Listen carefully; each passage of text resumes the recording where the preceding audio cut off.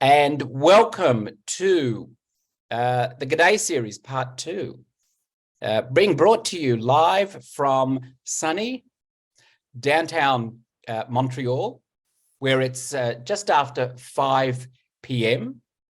Montreal time and 9 a.m., just after 9 a.m. in Sydney. For those of you who are not aware of who I am, Andrew Petersen is my name, and I am the CEO of the Business Council for Sustainable Development Australia. And welcome to this program, which will be running for the next 2 weeks during the course of COP15, the United Nations Convention on Biological Diversity, which we call G'day Montreal. It's the back-to-back series that we've been hosting over the last few weeks during the important COP negotiations that have been happening on both climate and now on nature, which officially started today, although interestingly, in effect, started on the weekend with some preliminary ad hoc working group meetings, which is code for they've still got a few things that they've got to sort out. Now, what I thought I would do, though, today is give you my interpretation of what I think is going to be happening at this COP. And then over the next few days, we're going to be welcoming a number of different speakers during the COP negotiations. We're looking forward to both our delegation that's present at this COP. It's the first COP that BCSD Australia has actually been to on the topic of biodiversity. We've been to a number of climate COPs before, but this is actually our very first nature COP. And at it, we actually have a very strong delegation of 3 members who have come all the way with us from Australia to Montreal, and I'll be introducing them over the next couple of days. But I thought, as I said, I would give you a little bit of an insight into what I've already seen, what I'm hearing, and what I think is going to be the next steps for this COP. So let me share with you the very first thing. When you come to register in the UN compound, this time, unlike climate COPs, it's a very interesting and slightly different process in Canada, not the least of which because you get as part of your party pack this packet of face masks. That's right. It's an interesting observation that this COP has been much like COP26, the climate COP in Glasgow of last year. It's imposed a COVID ruling over all of those who attend the COP. And so each day, each of us now must come into the Congress Centre with a completed PCR antigen test, indicating whether or not we have COVID. And clearly, if you've got it, you're not going to go to the conference centre. But they actually log the results of each of your tests as you bring them in. So an interesting one. Masks are also required in the Congress Centre. And one of the other observations I would make is that perhaps again, unlike COP27 in Sharm el-Sheikh, there's already been protests. We've already heard of, I haven't seen yet, but I've certainly seen a large number of police presence on ground, and the COP Congress Centre is actually quite substantially fortified, which is interesting and a little disturbing and perhaps a little disappointing in some respects, that already we're starting off with some form of negativity around this important set of negotiations, even before we've got started. So, as I said, this COP is all about biodiversity. And this town, or this city of Montreal, is no stranger to hosting UN conferences on important climate biodiversity issues. And I say that because it was 17 years ago that I was privileged to come to Montreal for another COP, but that was a climate COP. And it was at exactly the same Congress Centre that we're at today. So there's some interesting similarities and obviously differences, given the agenda that this one has is distinct from what the climate COP was back then, which was actually to settle the rule book of the Kyoto Protocol. Remember that? So very interesting to see and hear the progress, in one sense, of the work of the climate COP. And as you may have heard in our sessions that we gave, delivered from or transmitted from Sharm el-Sheikh, that COP was very much around a big conversation of involving business. Less so about the negotiations. There was a big outcome in relation to loss and damage. As we've heard, the establishment of this fund, although its modalities or the model of which it's going to be undertaking is still very much in the air. But unlike that COP, this COP has a much, much greater task to achieve. And it's been called the COP that must achieve the Paris Agreement moment for nature. And we'll dive into what that means with a number of commentators over the next 2 weeks.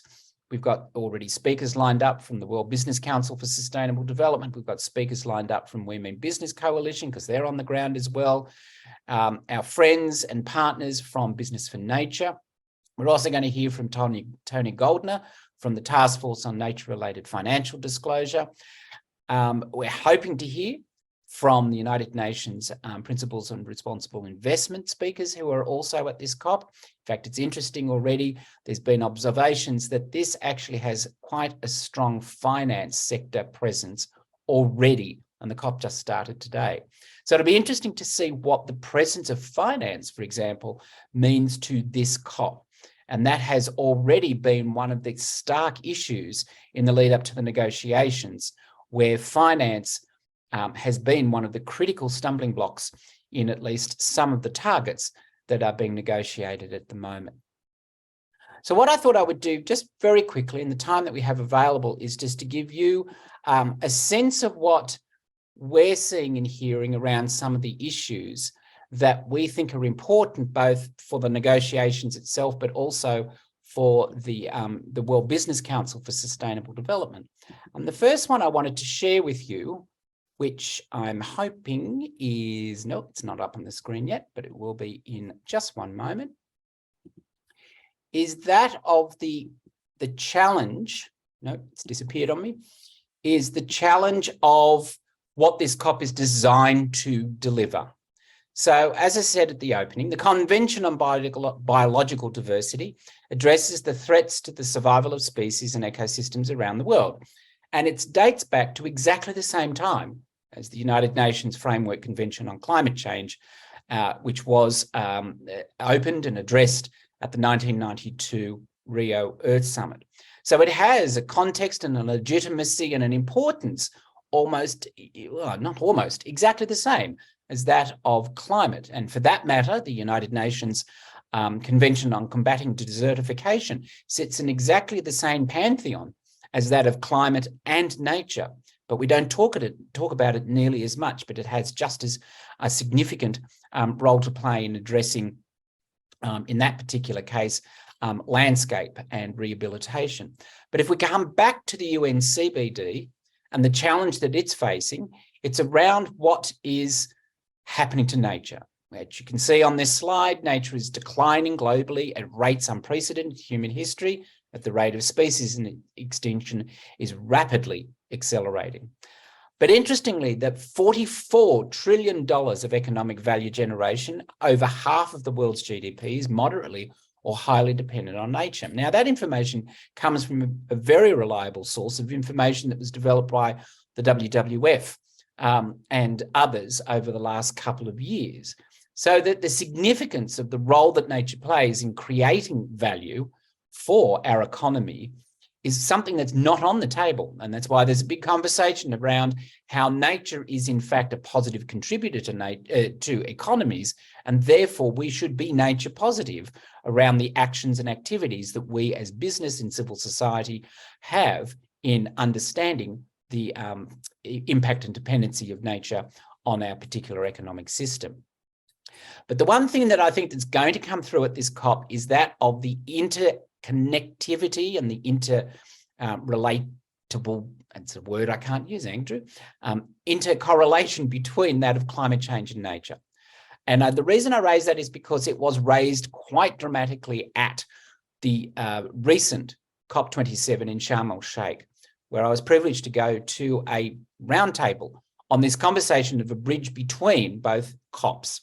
So in other words, what is the nexus and the importance that nature has in the context of climate change, and how we can't tackle climate change and build long-term economic resilience without halting and reversing nature loss.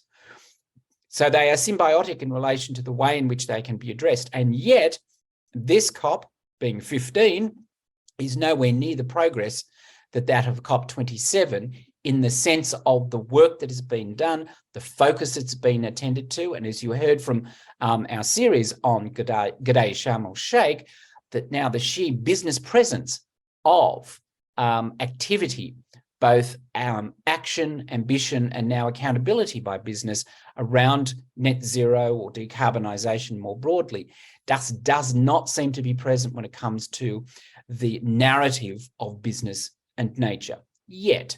And I think that this is going to be something we're going to see here. So as you can see from the slide, we do believe that COP15 rather is an opportunity to give biodiversity the exact same level of international protection as that of climate. Now, what's interesting about that, or what flows from that, is, well, what's Australia's position? And very helpfully, our friends at Carbon Brief, only, I think it was on the weekend, actually has done a country-by-country analysis of each of the elements that each country believes are important at this particular COP. And I have gone and done a cut and paste of those of Australia. So as you can see, Australia, in terms of its negotiation highlights, want to focus on that of the footprint of production and consumption by 2030, which they say they support. The issue of genetic resources, they have concerns about some elements of the negotiating text so far, but they broadly support the further discussion of that. Highlighting the importance of the overall mission of what's called 30 by 30, which is halting and reversing biodiversity loss by 2030. And in that regard, having a specific and explicit commitment for protection of land and ocean of 30% by 2030, and ocean in particular by 30% by 2030. Now, in both of the last two cases, we've already seen Minister Plibersek, in fact, at her ministerial debut as the Environment Minister at the National Press Club, I think it was in June, or was it July, actually indicated the government, the Albanese government, was going to come to this COP to support those particular key elements of the negotiations. So we very much expect to see in the national statement that the minister will deliver at some point during the COP, probably in the second week, either on the 15th or the 16th of December, a real commitment to this type of quite concerted action by government, by the Australian government in particular, around that particular challenge. Okay, so let's now jump, if I can, to the issue of what business actually wants to see at this particular COP. And if I let my screen actually let me get access to the information that I want to see, there we go. Okay, I can bring this up. The question is, well, what does success look like for this COP? And we're going to be doing the same thing that we've done for G'day Sharm el-Sheikh, which is to have a conversation about what, in terms of a COP barometer, as it were, what's working, what's not working, what's stuck, and what's progressing. But let's have a quick look at this and see what we think at the WBCSD and its network partners. From a perspective of the global community, an ambitious agreement halting and reversing biodiversity loss by 2030. And I think that that's going to be the Paris Agreement moment. Effectively protect at least 30% of land and seas by 2030. Interestingly, as I've said, Australia has already signed up to, or has indicated it will sign up to that part of this agreement. And we, as I say, expect to see Minister Plibersek say more about this next week. A set of ambitious targets tackling key pressures and drivers of biodiversity loss. This is a real problem at the moment because some targets, not enough, have been what's called clear text. In other words, there's no more negotiation that needs to be done, but the bulk of the targets are still in bracketed text. And for any lawyer who knows what that means, it's not a good sign. A credible plan to mobilising financing. Now, this is, as I was indicated up front, is a very interesting trend, both for this COP, but also for the climate COP, with the manifestation of the private finance sector being involved, if not in the negotiations, then certainly in commentating in side events. And there is a very interesting number of side events that are being held already at the COP. They started today, and they have a substantial presence of finance, both public and private, talking about how they will play a role in the support of what we hope will be the global biodiversity framework to come from this. And then finally, and you're going to hear more about this particularly next week, the agreement on accountability and the implementation mechanism, not just for countries, which is actually quite problematic, as you might appreciate, but also for companies. And one of the things, or the issues, or the elephant in the room, is that unlike the climate negotiations, the United States is not a party to this COP. It has not signed up to the UN CBD, so it is not a party to this particular convention. What was interesting from the Egyptian negotiations in Sharm el-Sheikh only 2 and a bit weeks ago is that the United States President, Joe Biden, indicated at that COP that he was appointing a biodiversity envoy in the same way as he had John Kerry being the climate envoy. Now, that was interesting because A, we'd never heard of this before, and B, that they were playing a substantive role in these negotiations around the issue of biodiversity. So the question then becomes, is America, the United States rather, going to play an actual role? And there are some questions that Biden might actually come to this COP. I think it unlikely, but if he were to do so, that would be a seminal moment which would lend itself to the possibility of this so-called Paris Agreement happening. If we turn then to what business actually wants to see, and if I narrow that down to what the WBCSD and its network partners want to see, we're hoping that there will be, and we're fairly confident that we're already starting to see, a leadership role from both our members and the business more broadly, profiling and business, ambitious business and agenda. And I'll come to what that looks like in a few moments. We'll also be talking about what we call is the AAA framework. And for those of you who were following G'day Sharm el-Sheikh and or have been on the BCSD Australia website or even the WBCSD website, you would have seen the launch of the AAA framework. And for Australia, we've added that by calling it the AAA Plus framework, which is a very comprehensive conversation around how business plays a role in the important issue of accountability particularly, but also ambition and action. So I'd encourage you to go and have a look at those documents if you haven't done so already. The WBCSD itself has taken a very commanding role this time at this particular COP as the go-to platform for business contribution to the framework and the implementation of action to reverse nature loss. We're also seeing our friends and colleagues at Business for Nature also on the ground, and we're hoping that we're going to be having them join us, if not this week, then certainly next week, to talk about what they are seeing as the fruits of their labours and the efforts that they've been undertaking in the last couple of months with very important direct interventions with governments, including the Australian government, which we've been happy to host, talking about what they see as the business contribution, not just the business expectation, but the business contribution towards this COP. And then finally, this interesting thing of amplifying roadmaps to nature positive and the key work on nature. It may come as a surprise to some, but this is very much on the agenda for business at this COP, this thing called nature positive. And I'm not going to talk about it now because I want to save it for another day. But stay tuned for that because I think it's going to be something that is going to be finding its way into the lexicon of business over the next couple of years. All right, so let's now just very quickly look at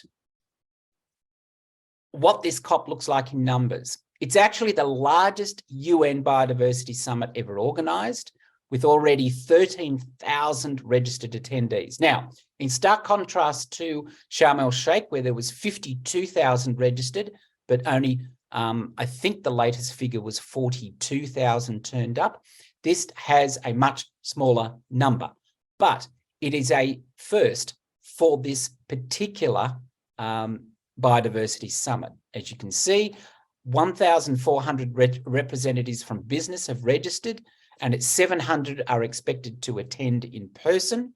I think that actually might be a little bit higher, but it'll be interesting to see. 710 have registered through the Business for Nature delegation. And as we are, and our delegation, part of the WBCSD delegation, that's 147 business representatives at this particular COP, just from the WBCSD. The one thing that's a little disappointing, of the 195, I think it's 192 registered parties to this COP, to this CBD rather, only 80 ministers so far have indicated that they are attending. Now, one of those is, according to all reports, Minister Petersen, and we expect to see her at the high-level summit, which will happen, I think, on the 15th through the 17th of December. And that will be an important time for her to indicate what is Australia's commitment, but also its ambition going forward should this particular agreement eventuate. All right, and I think the last point I wanted to highlight was, yes, what's coming up. And I'll leave on this point. So as you've seen, already the COP has started today, the 7th of December, but for you, obviously, it's the day after, 8th of December. But it's a very, very comprehensive set of both negotiations, but also now business events, along with academia, along with research institutions. There's also a youth presence at this COP, much the same, although I suspect a little smaller, but certainly quite vocal already at this COP. And we expect to see, as I indicated, some very important ministerial negotiations happening in the second week, between the 15th through to the 17th.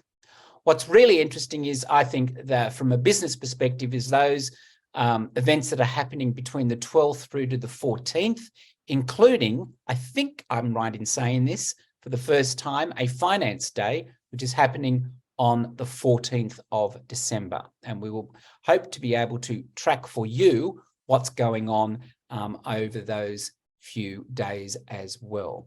These podcasts, these programs are being recorded and will be uploaded onto our YouTube site, which you'll be able, YouTube channel, which you'll be able to then re-watch and share with anybody that you choose to do so. And we would also encourage you to share the registration link with anyone that you think might be interested in also hearing what's going on at this COP. All right, well, I think that's all for now. It's time to, I was going to say go to bed, but it's only 5:30 p.m, Andrew, so I don't know how that's going to work. But for tomorrow, fingers crossed, we're going to be welcoming our delegation, the BCSD Australia delegation, onto the show and getting some interesting and rich insights into what they've already been seeing, who they've been talking to, what they're witnessing, and what they think are the possibilities of a success from this COP, and what they are going to be going to in the next couple of days. But for now, thank you so much for joining us. Thank you for dialing in. Thank you for your participation. And I'd like to thank you and farewell for now, and see you tomorrow. Bye for now.